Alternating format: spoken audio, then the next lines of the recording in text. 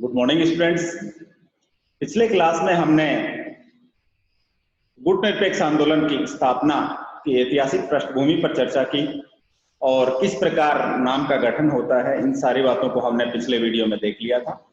आज के वीडियो में हम गुटनिरपेक्ष आंदोलन के अब तक हुए सभी सम्मेलन का एक एक करके अध्ययन करेंगे और मुख्य रूप से इन सम्मेलन में किन किन बातों पर जिक्र हुआ, उन बातों को हम यहां देखने का प्रयास करेंगे।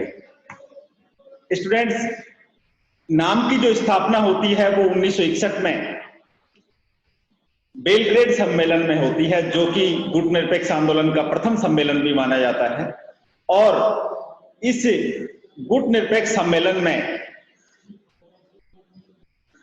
जो मुख्य बातें जिन पर नाम के देशों में सहमति बनी, उनमें एक था कि शीत युद्ध के प्रभाव को कम किया जाए, या ये कहें कि दूसरे शब्दों में कहें तो कि शीत युद्ध जो उस समय दुनिया में चल रहा था, उस शीत युद्ध की गर्मी को कम किया जाए और जहां तक संभव हो सके इन दोनों महाशक्तियों से अपनी विदेश नीति को स्वतंत्र बनाए रखने का प्रयास तृतीय विश्व के देशों के द्वारा किया जाए।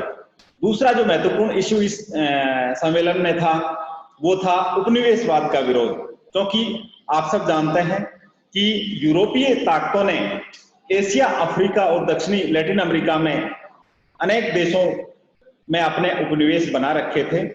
और यद्यपि 1950 के आसपास ये उपनिवेश लगभग स्वतंत्र, काफी संख्या में स्वतंत्र हो चुके थे, लेकिन फिर भी कुछ ऐसे राष्ट्र थे जहां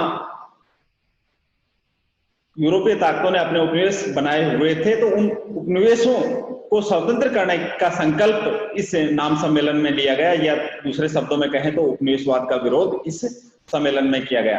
तीसरा जो महत्वपूर्ण इश्यू था वो था नस्ल भेद से संबंधित था, क्योंकि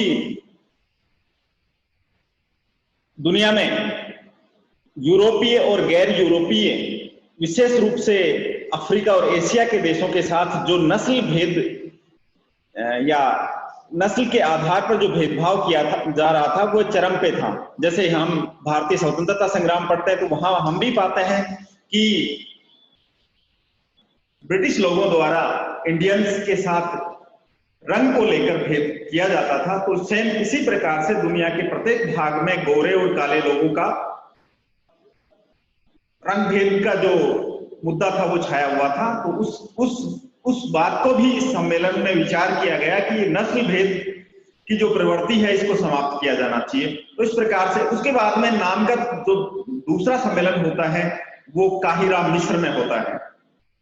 मिस्र में 1964 में नाम का दूसरा सम्मेलन होता है और इस सम्मेलन में भी सेम उन्हीं मुद्दों पर बात की गई, जिसमें पहला मुद्दा था कि शीत युद्ध का विरोध किया जाए, शीत युद्ध की समाप्ति हो, दूसरा था उपनिवेशवाद की समाप्ति हो और तीसरा था नस्ल भेद को समाप्त किया जाए। इसी प्रकार से लुसाका में नाम का तीसरा सम्मेलन हुआ 1970 में, और लुसाका सम्मेलन में भी इन्हीं तीन मुद्दों पर विशेष बल दिया गया था, जिसमें शीत युद्ध के विरोध की बात थी, उपनिवेशवाद के विरोध की बात थी और रंग भेद की समाप्ति होनी चाहिए। उसके बाद में जो फोर्थ सम्मेलन है नाम का, वो बहुत ही महत्वपूर्ण है और इसको बोलते हैं अल्जीरिया में ये सम्मेलन हुआ, अल्जीरियस में 1973 में। और इस सम्मेलन की जो सबसे महत्वपूर्ण बात जो नाम की आज भी प्रासंगिक है उसके लिए, इस बात के लिए पहली बार नाम के सम्मेलन में बल दिया गया और वो था न्यू इंटरनेशनल इकोनॉमिक ऑर्डर की स्थापना की जावे। क्योंकि इसके ऊपर हम नियो के ऊपर हम शीत युद्ध के दौरान भी चर्चा कर चुके हैं, यूएनओ जो पढ़ रहे थे तब भी हमने इस पे बात की थी।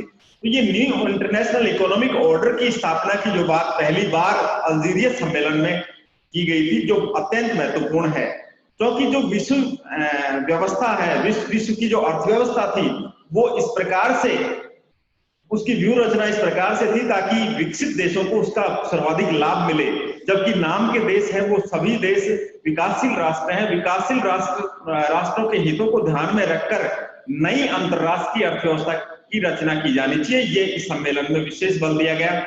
इस प्रकार से पांचवा जो सम्मेलन है गुटनिरपेक्ष आंदोलन का, वो कोलंबो और श्रीलंका में हुआ, 1976 में ये हुआ।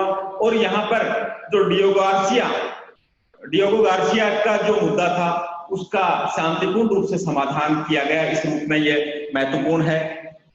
इसके बाद में नेक्स्ट जो सम्मेलन है वो हवाना में इसका होता है, हवाना सम्मेलन, जो कि 1979 में होता है। और इस सम्मेलन के माध्यम से नाम ने उन्हीं मुद्दों को आगे बढ़ाने का प्रयास किया गया और ये कहा गया कि विवादों का शांतिपूर्ण हल होना चाहिए। और 1979 में एक महत्वपूर्ण बात, जो अफगान में सोवियत सेना आ गई थी उस समय इस सम्मेलन का आयोजन हो रहा था, तो दुनिया में उस समय एक बार पुनः नव शीत युद्ध की ओर जब बढ़ रही थी तब ये सम्मेलन हुआ था। और इसमें ये कहा गया कि हमें का मतलब यहाँ जो तृतीय विश्व के राष्ट्र हैं उनकी विदेश नीति को किस प्रकार से स्वतंत्र बनाए रखा जाए, इस बात पर यहाँ विशेष रूप से बातचीत हुई। और अगला जो महत्वपूर्ण सम्मेलन है, जो कि एक तरह से जीके के पॉइंट ऑफ व्यू से भी बहुत महत्वपूर्ण है, क्योंकि नाम का पहली बार सम्मेलन या गुटनिरपेक्ष आंदोलन का पहला भारत में होने वाला सम्मेलन 1983 का सम्मेलन था, जो नई दिल्ली में इसका आयोजन किया गया। और ये सम्मेलन इसके साथ एक अन्य रूप में भी महत्वपूर्ण है, क्योंकि यहाँ पर कुछ नए मुद्दे वास्तव में उभर कर आए, जिसमें सबसे पहला जो मुद्दा जिसका हम यहाँ जिक्र करना चाहेंगे वो था दक्षिण दक्षिण सहयोग को बढ़ावा देना। स्टूडेंट्स, हम पहले भी दक्षिण दक्षिण सहयोग की बात कर चुके हैं। दक्षिण दक्षिणी सहयोग, पहले हमें ये समझना पड़ेगा कि दक्षिण दक्षिण का क्या अर्थ है, क्योंकि दुनिया दो गोलार्ध में बटी है, एक तरफ उत्तरी गोलार्ध है, दूसरी तरफ दक्षिणी गोलार्ध है। उत्तरी गोलार्ध के अधिकांश राष्ट्र है वो विकसित राष्ट्र हैं, जो ये कहें कि काफी धनाढ्य राष्ट्र हैं, और दूसरी तरफ दक्षिणी गोलार्ध के जो राष्ट्र हैं, नाम के जो सदस्य देश हैं, वो अधिकतर संख्या में दक्षिणी गोलार्ध के ही सदस्य हैं। शुरुआत में इस बात पर बल दिया गया था कि उत्तरी गोलार्ध के जो विकसित राष्ट्र हैं वो विकासशील राष्ट्रों की सहायता करेंगे, उनका सहयोग करेंगे, ताकि वो विकास की गति की ओर, या ये कहें कि वो विकास की ओर अग्रसर हो सके।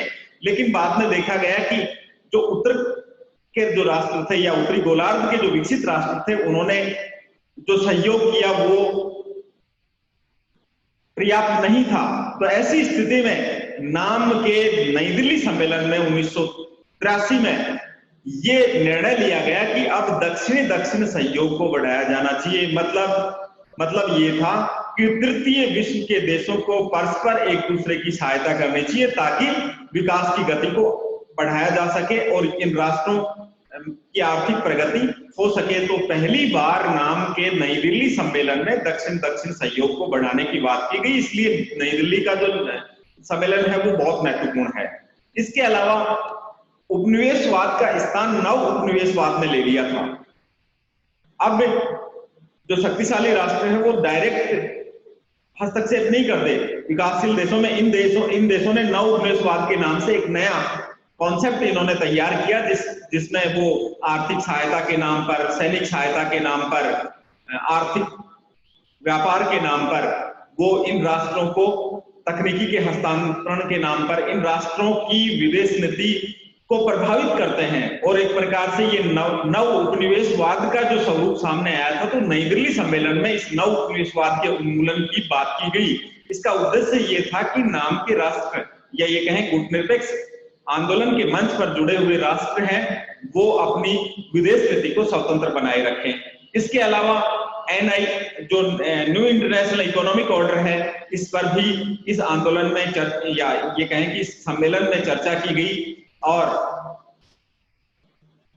इसमें यह भी चर्चा की गई कि वर्तमान समय में GDP का 7% विकासशील देशों की हिस्सेदारी है, तो इसको बढ़ाया जाना चाहिए। उसके बाद में नाम का जो नेक्स्ट सम्मेलन हरारे सम्मेलन है, जो 1986 में स्थापित हुआ, और इस सम्मेलन में जनरल इश्यूज पर बात हुई। इसके अलावा एक महत्वपूर्ण जो इश्यू था इस सम्मेलन का, वो था अफ्रीकी एकता संघ की स्थापना की गई, जिसके माध्यम से अफ्रीका के जो राष्ट्र हैं, अफ्रीका के जो विकासशील राष्ट्र हैं, वो परस्पर सहयोग कर एक दूसरे की सहायता करें। इस मुद्दे पर बात की गई। उसके बाद में नेक्स्ट जो सम्मेलन बेलग्रेड में, देखिए बच्चों, बेलग्रेड में 2 सम्मेलन हो चुके हैं। पहला सम्मेलन बेलग्रेड में हुआ था और 9वां सम्मेलन है जो 1980 में बेलग्रेड में आयोजित किया गया। तो इस प्रकार से बेलग्रेड दूसरी बार नाम के सम्मेलन का आयोजक शहर माना जाता है। 1980 में ये सम्मेलन हुआ और इस सम्मेलन में पृथ्वी रक्षा कोष की स्थापना की बात की गई। और ये पृथ्वी रक्षा कोष का जो विचार था वो भारत के प्रधानमंत्री श्री राजीव गांधी जी का विचार था, जिसमें पर्यावरण के संरक्षण के लिए एक पृथ्वी रक्षा कोष बनाने का कॉन्सेप्ट, एक संकल्पना वो लेकर आए थे। इसके अलावा इस सम्मेलन में सूचना तकनीकी पर भी अत्यधिक बल दिया गया, क्योंकि समय बदल रहा था और ऐसी स्थिति में इंफॉर्मेटिक होना ज्यादा जरूरी था। तो इस सम्मेलन में इस बात पर चर्चा की गई कि सूचना तकनीकी के अपने यहाँ बढ़ावा दिया जाएगा। नेक्स्ट अगला जो सम्मेलन, नाम का 10वां सम्मेलन 1992 में जकार्ता इंडोनेशिया में संपन्न हुआ। और इस सम्मेलन में भी, क्योंकि ये शीत युद्ध की समाप्ति के बाद होने वाला नाम का पहला सम्मेलन था, क्योंकि हमने पढ़ा है कि 1991 में शीत युद्ध की समाप्ति हो गई, 1992 में ये जकार्ता में सम्मेलन होता है। और जो नवीन चुनौतियां शीत युद्धोत्तर विश्व में उत्पन्न हुई थी, उन मुद्दों पर चर्चा जकार्ता सम्मेलन में की गई। उसके बाद में नेक्स्ट जो 11वां सम्मेलन है वो कार्टेजिना में 1995 में आयोजित किया गया। और कार्टेजिना जो सम्मेलन था उसमें कुछ नवीन मुद्दों पर चर्चा की गई, जिसमें एक महत्वपूर्ण मुद्दा था कि यूएनओ के लोकतांत्रिकरण पर बल दिया जाए। और यूएनओ के लोकतांत्रिकरण का सीधा सीधा मतलब है कि यूएनओ में जो सुरक्षा परिषद है, सुरक्षा परिषद में स्थायी और अस्थायी सदस्यों की संख्या को बढ़ाया जाए। ये महत्वपूर्ण इश्यू सम्मेलन का था। उसके बाद में 12वां जो नाम का सम्मेलन है 1998 में डरबन दक्षिण अफ्रीका में हुआ। और इस सम्मेलन में पूर्ण निशस्त्रीकरण के इश्यू पर महत्वपूर्ण बल दिया गया। नेक्स्ट सम्मेलन 13वां सम्मेलन कोलालमपुर में हुआ, जो 2003 में हुआ। और यह वो दौर था जब खाड़ी युद्ध सेकंड यानी इराक पर यूएसए के द्वारा, यूएसए के नेतृत्व में इराक पर आक्रमण किया जा चुका था। और पुनः एक बार पूर्ण निशस्त्रीकरण पर बल देने की बात इस सम्मेलन में की गई। नेक्स्ट नाम का जो 14वां सम्मेलन है वो हवाना में संपन्न हुआ 2006 में। और हवाना सम्मेलन की एक महत्वपूर्ण विशेषता यह थी कि क्योंकि 2001 में जो वर्ल्ड ट्रेड टावर पर अलकायदा द्वारा आतंकवादी हमला किया गया, उसके बाद में आतंकवाद एक महत्वपूर्ण मुद्दा बन गया। और एक प्रकार से ये कहें कि आतंक का जो स्वरूप है वो वैश्विक हो गया, ग्लोबल टेररिज्म ये हो गया। तो ऐसी स्थिति में आतंक के विरोध की बात यहाँ की गई। दक्षिणी सहयोग को बढ़ाने की भी बात इस सम्मेलन में की गई। नेक्स्ट अगला जो 15वां सम्मेलन है वो शर्म अल शेख, वापस मिस्र में इस सम्मेलन का आयोजन किया गया। और इस सम्मेलन में न्यू इंटरनेशनल इकोनॉमिक ऑर्डर की स्थापना की बात की गई और साथ में आतंकवादी गतिविधियों को कम करने के लिए स्टेट्स द्वारा जो फंडिंग की जा रही थी उसको रोकने का प्रयास किया गया। नेक्स्ट जो सम्मेलन है 16वां सम्मेलन वो तेहरान में आयोजित हुआ।